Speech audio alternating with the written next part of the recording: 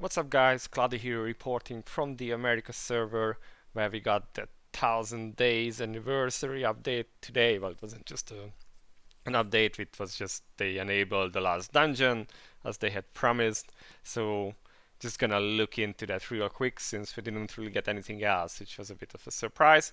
As you can see, the special dungeon is now open, so you can check it out. As expected, Jin is the one that you can beat up on 3 different difficulties.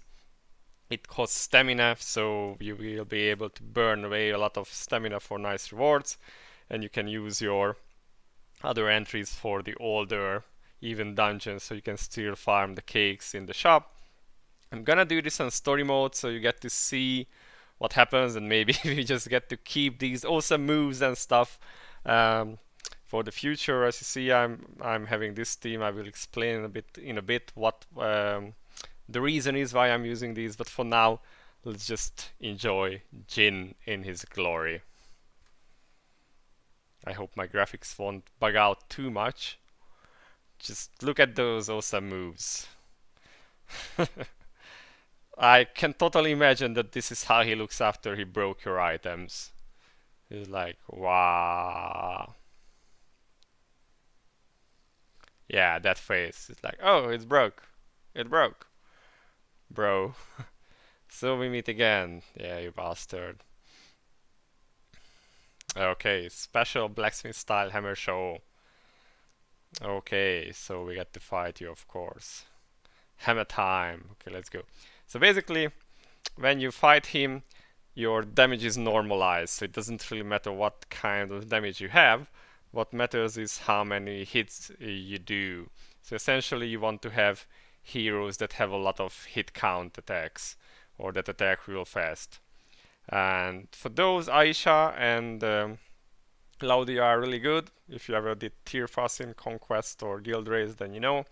And then you just need 2 more. Someone who takes the hits and maybe 1 more with high attack count. Lilia seems to be okay-ish. I can do this in about half a minute. I will show you that too. But here you go, 1000 days, yeah. Not a short time. Heroic deeds. Move from a sword, yeah. We are the greatest hero, haha. Yeah, there were a lot of hardships, and thanks you for appreciating us. Yeah, we all know. Okay, then he's like, Matane, bye bye. And of course, that face, you bastard, you always break our gears so much. But yeah, it's just RNG. And this picture I actually really like. Thank you every raider. Thank you once again. And Jin just bows along with them. So that's basically the story dungeon. It's pretty simple. Now, since I did it in story mode, I didn't receive anything. But let's show you what the 1000-year version is. It's really simple. Basically auto farming a boss that can't kill you, and it's just about burning as much stamina as you can. As you can see, for 100 stamina, well, you can see that you get 100 gold dust and it's 100 stamina. You get 8 balloons. So let's get ready for the battle. Just show you real quick. 100 stamina, there you go.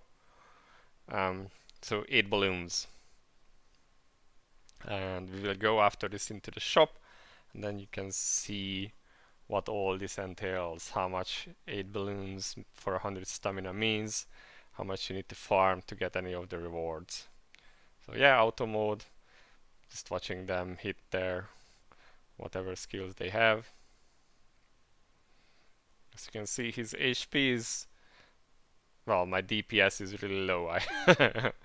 But yeah, so your damage is normalized. It doesn't really matter how much damage you would be doing, you just need to hit him as fast as possible with as many hits as possible. This is a bit slower this time, but usually they do a bit better, whatever. So Jin dies, which is a very satisfying view, seeing him just crumble there. You get you can fill flask here, which is really nice, and you get 8 balloons. Now, let's go to the shop and see what 8 balloons would give us.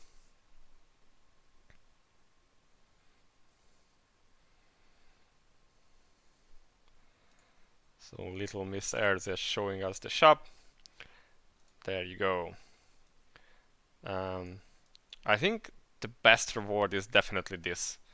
100 of these is a lot, especially if you are not someone from like the top 10 guilds who can just beat Eclipse past level 30 and such, where you get a lot of these. Otherwise, getting 100 of these is a hell lot. I have like 20 and I have been doing Eclipse ever since it came out, so yeah, it's not easy to get them, and even Kane is very stingy with them. So yeah, 100, definitely should farm for these.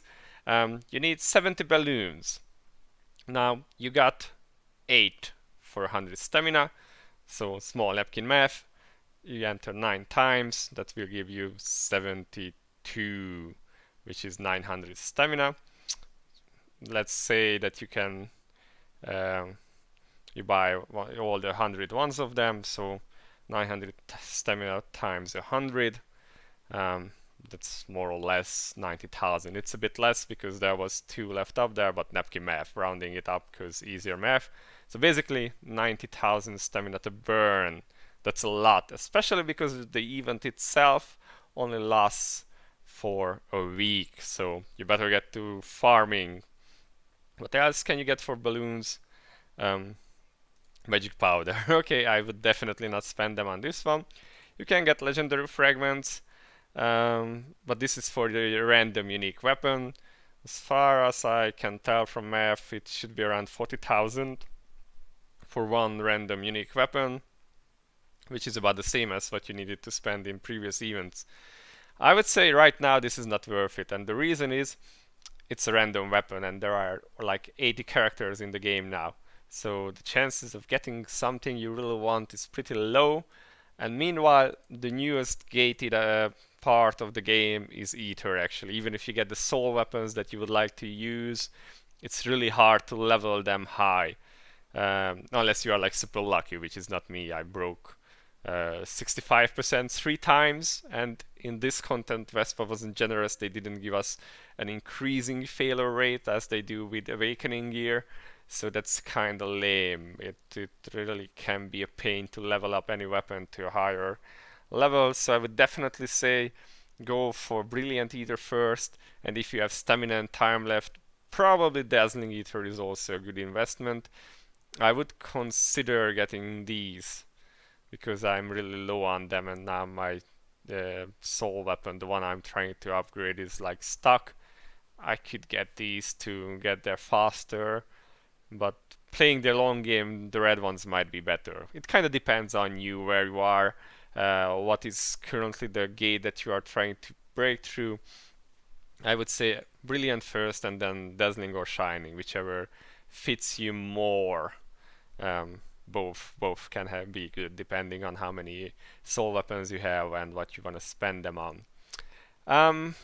We didn't get any other events or anything else to really spend on or deal with, so that's pretty much it. It's a short episode this time. Also, surprisingly, they didn't add Jin, which I thought would be released together with the 1,000 years days anniversary.